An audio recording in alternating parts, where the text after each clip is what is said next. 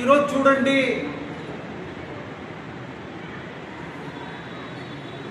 ఈ మరి వైఎస్ఆర్ పార్టీ వాళ్ళు మళ్ళా మొదలుపెట్టారు, రాయలసీమకు అన్యాయం జరుగుతూ ఉంది, రాయలసీమకు అన్యాయం జరుగుతూ ఉంది. ఒక ఎన్టీ రామారావు గారు తప్ప రాయలసీమకు ఎవడేం చేసింది ఏం లేదు. ఆయన తెగబడి ఆనాడు పోతిరెడ్డిపాడు హెడ్ రెగ్యులేటర్ కానీ, లేకపోతే ఎస్ఆర్బీసీ కానీ, తెలుగు గంగా కానీ, అదే రకంగా బాణకచర్ల దగ్గర ఉన్న కాంప్లెక్స్ కానీ, అంద్రి నీవా కానీ, ఇవన్నీ కూడా ఆయననే ఒక ప్లాన్ చేశాడు. ఆనాడు ఉన్నటువంటి బడ్జెట్ చాలా తక్కువ, లక్షల కోట్లు ఏం లేదు ఆనాడు. అయినప్పటికీ ధైర్యంగా ఈ ప్రాంతం కొంతవరకైనా బాగుపడాలని చెప్పి ఒక చిత్తశుద్ధితో ఆయన మాత్రం చేశాడు.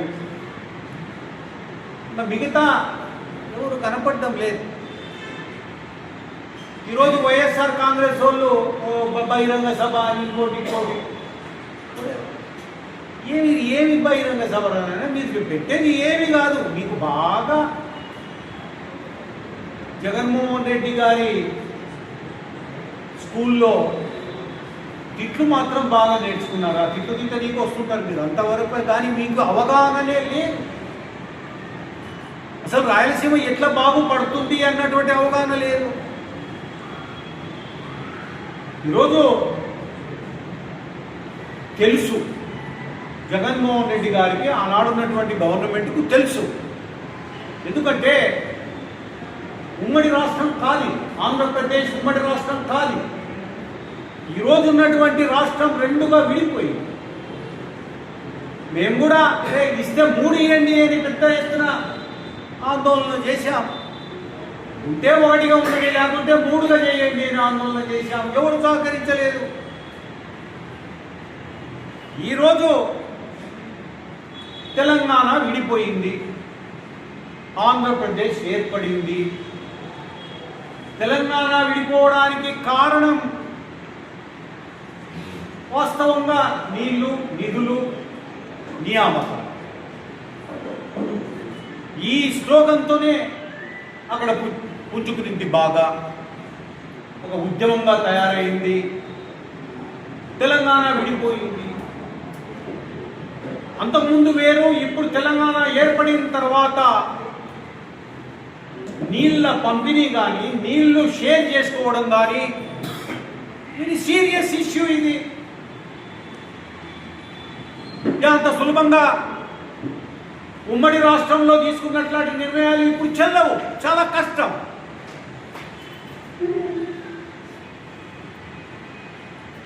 రెండింటినీ కూడా మేనేజ్ చేసేదానికి కృష్ణా బోర్డు ఒకటి పెట్టారు. దాంట్లో మన యొక్క అవసరాల గురించి అక్కడ చెప్పుకోవాలి. 2 రాష్ట్రాలు ఒప్పుకోవాలి, దానికి తోడు కేంద్రం ఒప్పుకోవాలి. ఇన్ని పెట్టుకొని కూడా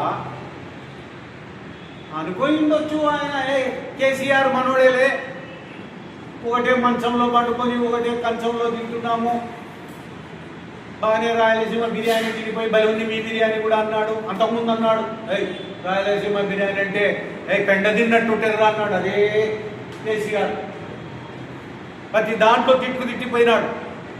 ఆయన జగన్మోహన్ రెడ్డి ఇద్దరు బాగా స్నేహంతో ఉన్నారు. తానా అంటే తందానా అనుకుంటే ఉన్నారు. ఏమైనా ఆ ధైర్యంతో రాయలసీమ ఎత్తిపోతల పథకాన్ని ఏమైనా తీసుకొచ్చాడేమో.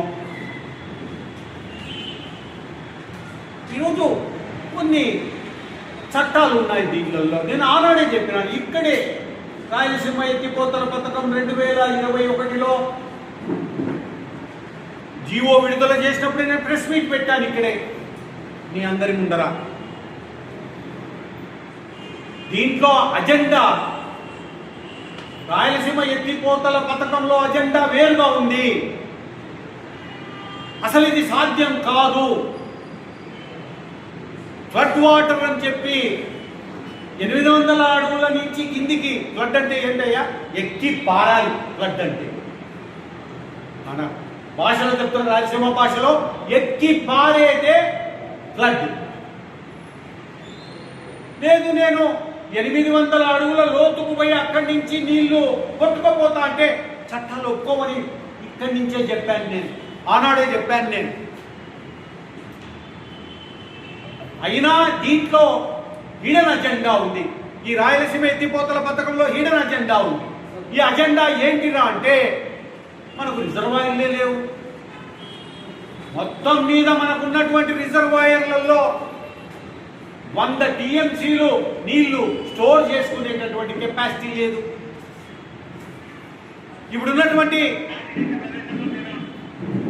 పొద్దుటిపాటు హైడ్రేటర్ నుంచి బానకచర్ల వరకు చేసినటువంటి ఏదైతే కెపాసిటీ పెంచారో కాలువ కెపాసిటీని, అవి పెట్టుకోనీకి కూడా రిజర్వాయర్లు లేవు. ఇప్పుడు వెలుగోడు మన తెలుగు గంగకు వెలుగోడు రిజర్వాయర్కు తీసుకుపోయే నీళ్ళెన్ని అవి నిండి పక్కకు పోతున్నాయి. నీళ్ళు వేస్ట్ పోతున్నాయి, కుందూరు నదిలో పోతున్నాయి. బానకచర్ల దగ్గర మళ్ళీ ఒకసారి స్టడీ చేయండి, ఎంక్వైరీ చేయండి. మీరు చేసిన నిర్వాహకంతో అక్కడ కెపాసిటీస్ అన్నీ పడిపోయినాయి. శ్రీశైలం ప్రాజెక్టు సిల్ట్ మేర్కొనింది. శ్రీశైలం ప్రాజెక్టులో ప్లంజ్ పూల్స్ ఏర్పడినాయి. వాటి మీద ఎవడు ఏమి అనడం లేదు. రాయలసీమ ఎత్తిపోతల పథకం అన్నటువంటిది ఫ్లడ్ వాటర్ 3 టీఎంసీలు రోజుకు తీసుకుపోతా అంటే ఎక్కడ పెట్టావు? కేవలం రాయలసీమలో ప్రాజెక్టులు అన్నటువంటి పేరుతో కాంట్రాక్టర్లు, అధికారంలో ఉన్నటువంటి వాళ్ళు దోసుకుపోయేదానికి ఈ ప్రాజెక్టులు వస్తున్నాయి తప్ప మా కరువు తీర్చేదానికి కానే కాదు. ఆనాడు చెప్పా, ఇప్పుడు చెప్తున్నా. అయ్యా రిజర్వాయర్ల కెపాసిటీ చూద్దాం మనం. రాయలసీమ మొత్తం కలిపి, చిన్న చితక అన్ని కలిపి 104 జిల్లాల మీద, పెద్ద పెద్ద జిల్లాలు ఇవి, చాలా పెద్ద జిల్లాలు ఇవి. 68,000 స్క్వేర్ కిలోమీటర్స్ ఉన్నటువంటి ప్రాంతం ఇది. 68,000 అంటే ఇజ్రాయిల్ కంటే దేశాలు ఏవైతే ఉన్నాయో దానికంటే పెద్దది. ఈ దేశంలో ఉన్న 11 స్టేట్స్ కంటే పెద్దది అవుతుంది రాయలసీమ. 68,000 స్క్వేర్ కిలోమీటర్స్ ఉన్నటువంటిది ఇది.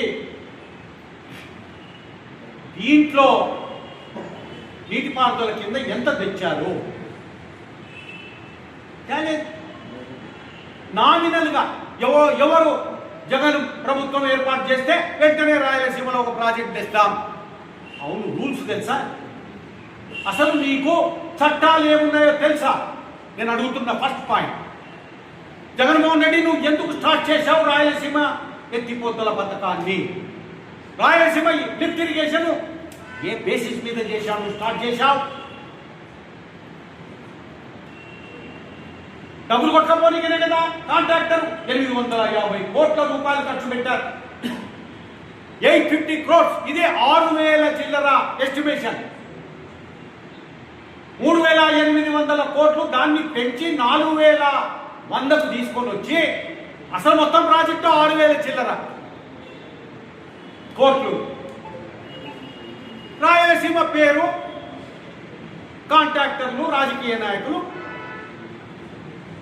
కడుపు నింపుకునే దానికి ప్రయత్నాలు తప్ప ఇంకోటి కాదు. చిత్తశుద్ధి లేనేలేదు. ఆనాడు కూడా చెప్పాను నేను, ఇది ఒక హిడెన్ అజెండా ఉంది.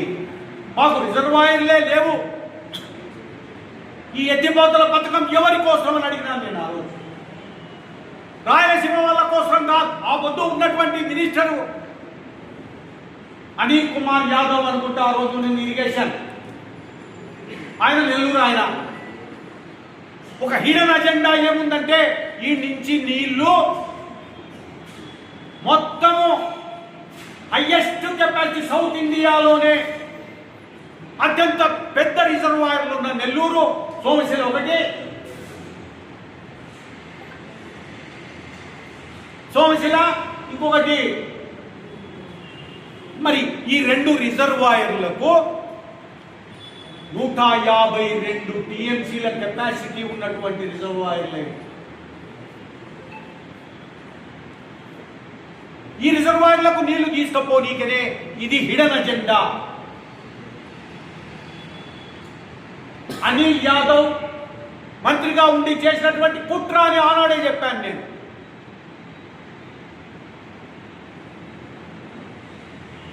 ఈరోజు అట్టర్ ఫ్లాప్. ఇది ఫెయిల్ అవుతుందని చెప్పాను ఇక్కడే, ఇదే రూమ్ లో, ప్రెస్ మీట్ లో. అట్టర్ ఫ్లాప్ అయిపోయింది. అది డబ్బులు దోసుకొని పోయినారు. ఎన్విరాన్మెంట్ క్లియరెన్స్ లేదు, మిగతా ఏ క్లియరెన్స్ లేకుండా మొదలు పెట్టారు, డబ్బులు కొట్టుకపోయినారు. ఇప్పుడు ఎవరు ట్యాక్స్ పేయర్ దెబ్బతినేది నాలాంటి అప్పు కట్టేవాడు. మనలాంటి వాళ్ళని నష్టపోతున్నాం. డబ్బు అంతా పోయింది. Gone into the drain, English లో చెప్పాలంటే public money has gone into the drain.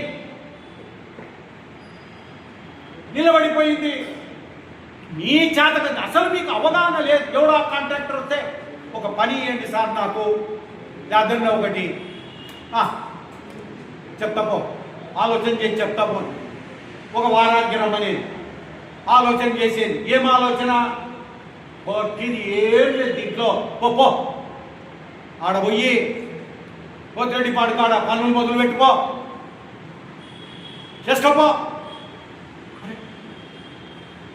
పల్లెలలో కూడా చెప్పారు ఈ రకంగా మొరటుగా, పో చేసుకోపో, బిల్లులు సక్రమంగా ఇస్తాం, కొంచెం మాకు ఇంత తెచ్చి నువ్వు తిను. ఇది రాయలసీమ ప్రాజెక్టు. ఇది కాన్సెప్ట్ అంతా ఇదే. మొత్తము కూడా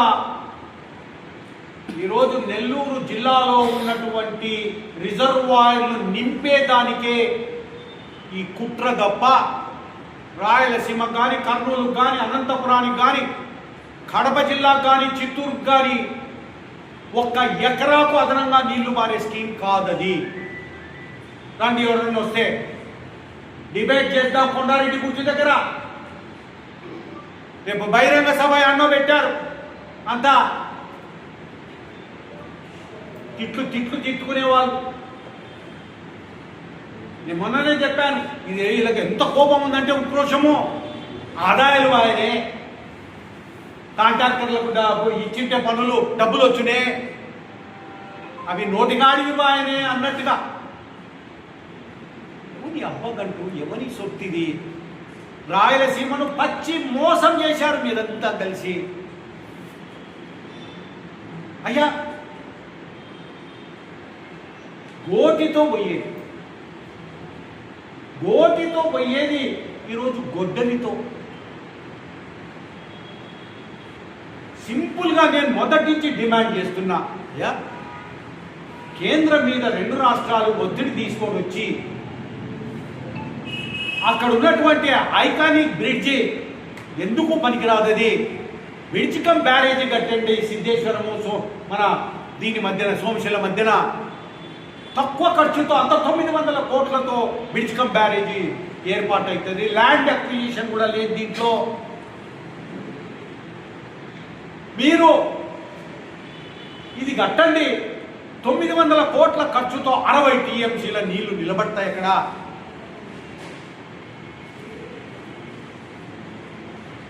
మా రాయలసీమ బాగుపడుతుంది చెప్పాను. మోటార్లతో ఇంకొక లాజిక్ కూడా ఉంది. ఇంకోటి దీంట్లో, మరి పిచ్చి ముండా కొడుకుల్లారా, ఆల్రెడీ ముచ్చుమరి ఎత్తిపోతల పథకం ఫంక్షన్లో ఉందిరా. ముచ్చుమరి ఎత్తిపోతల పథకాన్ని, ఆల్రెడీ ఉన్నటువంటి పథకాన్ని కెపాసిటీ పెంచితే అయిపోయింది. దాని కెపాసిటీ పెంచి అక్కడి నుంచి నీళ్లు తీసుకుంటే అయిపోయేది. ఎందుకు అది ఎందుకు చేయలేదంటే, కొత్త ప్రాజెక్ట్ అయితేనే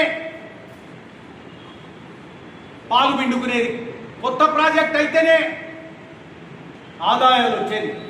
ముచ్చుమరి ఎత్తిపోతల పథకానికి అంత ఒక 200 కోట్లు అయితే దాని కెపాసిటీ 3 టీఎంసీల నీళ్లను ఎత్తిపోసేటటువంటి కెపాసిటీకి దాన్ని తీసుకోవచ్చు. ఆల్రెడీ ఎగ్జిస్టింగ్ ప్రాజెక్ట్ అది, ఎవరు ఏమి అనే ప్రసక్తే లేదు. ప్రాజెక్టు కెపాసిటీ పెంచుకుంటే పెద్ద పనేం కాదు. ఈరోజు పాలమూరు ఎత్తిపోతల పథకం కొట్టకపోతున్నారు నీళ్లను. అది అక్రమ ప్రాజెక్టు కాదు, మనది అక్రమ ప్రాజెక్టు. ఏం పెట్టా నీ అక్రమమో సక్రమమో ఎవడరా బాగుపడిందంటే రాయలసీమ వాసులు కాదు, కరువు పీడిత ప్రజలు కాదు, నిరుద్యోగులు కాదు, అప్పుల ఊబిలో ఇరుక్కుపోయినటువంటి రాయలసీమ వాసులు కాదు. బాగుపడింది ఎవరా అంటే కాంట్రాక్టర్, పొలిటీషియన్. వీళ్ళిద్దరు బాగుపడ్డారు తప్ప రాయలసీమలో ఉన్నటువంటి ప్రజానీకం బాగుపడలేదు అని చెప్పి తెలియజేస్తా ఉన్నా. రేపు పెట్టండి, మీటింగ్ పెట్టండి. ఒరే మీరే అన్యాయం చేసి, మీరే డబ్బులు కొట్టుకపోయి, మీరే ఆడ బహిరంగ సభ పెట్టి ఏమందో తప్పు అని చూపిస్తున్నారంటే ఇంతకంటే దుర్మార్గం ఇంకోట్లేదు, ఇంతకంటే నయవంచం ఇంకోట్లేదు, ఇంతకంటే రాయలసీమను నాశనం చేసేటటువంటి ఆలోచన ఇంకోటి లేనే లేదు. ఈరోజు మహత్తరమైన స్కీమ్స్ ఉన్నాయి చేయాలనుకుంటే. వీడున్నటువంటి విజ్కమ్ బ్యారేజ్ చెయ్యండి అయ్యా, 60 టీఎంసీల నీళ్ళు ఇవ్వండి అయ్యా మాకు రాయలసీమకు. మాకెందుకయ్యా లిఫ్టులు, లేకపోతే ఎవడో తప్పు పట్టేటటువంటి మేము దొంగతనం చేస్తున్నాం రా మా నీళ్లను అనేటటువంటి చెడ్డ పేరు మాకెందుకో. రైట్ రాయల్గా దొరల మాదిరిగా బతుకుతాం. విజ్కమ్ బ్యారేజ్ కట్టండి. గుండ్రేవులయ్యా శాంక్షన్ అయిన ప్రాజెక్ట్ అది, బోత్ గవర్నమెంట్స్ యాక్సెప్ట్ చేసిన ప్రాజెక్ట్ అది. గుండ్రేవులను మూలం పారేస్తే 5 ఏళ్ళు నువ్వు ఉంటివి, 5 సంవత్సరాలు ప్రత్యర్థుల మీద కేసులు పెట్టడం, మద్యము, అక్రమ వ్యాపారం,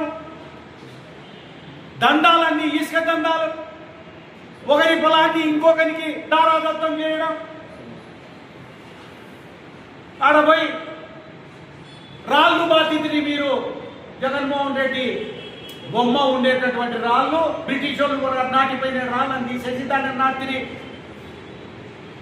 కుక్కలు కాళ్ళు లేపి ఒంటికి పోసే ఆ రాళ్ళ మీద. నువ్వు అడిపోవడానికి కారణాలు చాలా చాలా ఉన్నాయి. కరప్షన్. తిరుపతి లడ్డులో వాళ్ళ నాయన ఉన్నప్పుడు నేనే బయట పెట్టింది జీవో.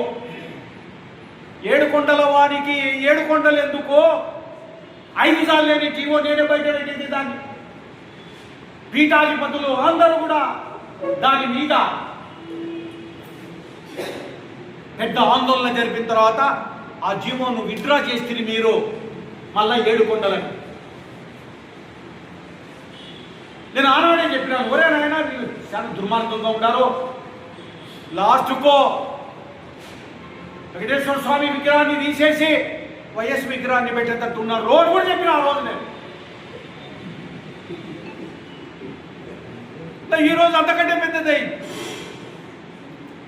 అంతకంటే పెద్దది. ఒరే లడ్డు అంటే ఎంతో పవిత్రమైంది. శనివారం నాడు ఆడ దర్శనం చేసుకున్నాక ప్రసాదం తీసుకొని వచ్చి దాసంగం పెట్టి 10 మందిని పిలిచి పెట్టేటటువంటిది తిరుపతి లడ్డు. ఫారినర్స్ వచ్చినా లేకపోతే నార్త్ ఇండియాలో ఎవరి కాడికి పోయినా తిరుపతి లడ్డు తీసుకుపోతే అంత పవిత్రత. దాన్ని కల్తీ చేసి మంటలు కలిపి మొన్ననే ఛార్జ్ షీట్ ఫైల్ అయింది. దాని మీద కల్తీ చేశారని ఆ పొద్దు తిన్నోళ్ళంతా అదిరిపోతున్నారు. ఆ రోజు తిన్నటువంటి ఆ ప్రసాదాన్ని ఏం తింటురా మనము, దేవుని ప్రసాదమా లేకపోతే ఏం తిన దాంట్లో ఏమో కలిపినారంట అని చాలామంది నిద్ర పట్టని రాత్రులు. ఇట్లాంటివి ఆ హయాంలోనేమో 5 కొండల జాలరి, నీ హయాంలోనేమో లడ్డునే పాడు చేసి పెట్టి ఇవి చేసుకుంటూ మా రాయలసీమని ఇంత మోసం చేసి ఈరోజు రాయలసీమ ఎత్తిపోతల పథకం మీద ఒక చంద్రబాబు నాయుడు గారు దాన్ని క్యాన్సిల్ చేసినారంట. ఇప్పుడు పనులే చేయలేదు మీరు. 17.5% పనులు కూడా పూర్తి కాలేదు. ఇప్పుడు జీవో వచ్చింది, ఏవైతే 25% కింద ఉన్నాయో అవన్నీ క్యాన్సిల్ చేయమని. దానివల్లే అది వెనకపోయింది. అరే నువ్వు చెయ్యలేవయ్యా, నీతో కాదు, అది ఎవ్వంతో కాదు, అది మోసం తప్ప ఇంకోటి కాదు. మీరు డబ్బులు కొట్టకపోయేటటువంటి పథకం తప్ప ఇది మా ప్రజలకు, మా రాయలసీమ వాళ్ళకు మంచి జరిగేటటువంటి కానే కాదు. గుండ్రేవులా కట్టకపోతే 5 సంవత్సరాలు ఊగా కూర్చుంటివి. ఒరే అలగనూరులో ఎంత ప్రాజెక్ట్ అది? అలగనూరు 2.8 టీఎంసీలు, అది నేను ప్రపోజల్ ఇచ్చి చేసిందే. 2.8 టీఎంసీల దాంట్లో మొత్తం డ్యామేజ్ అయితే రైతులకే కాదు దెబ్బ, చేపలు పట్టుకొని బతుకుతున్నాడా కుర్రపోలు రోళ్ళు. అదే రకంగా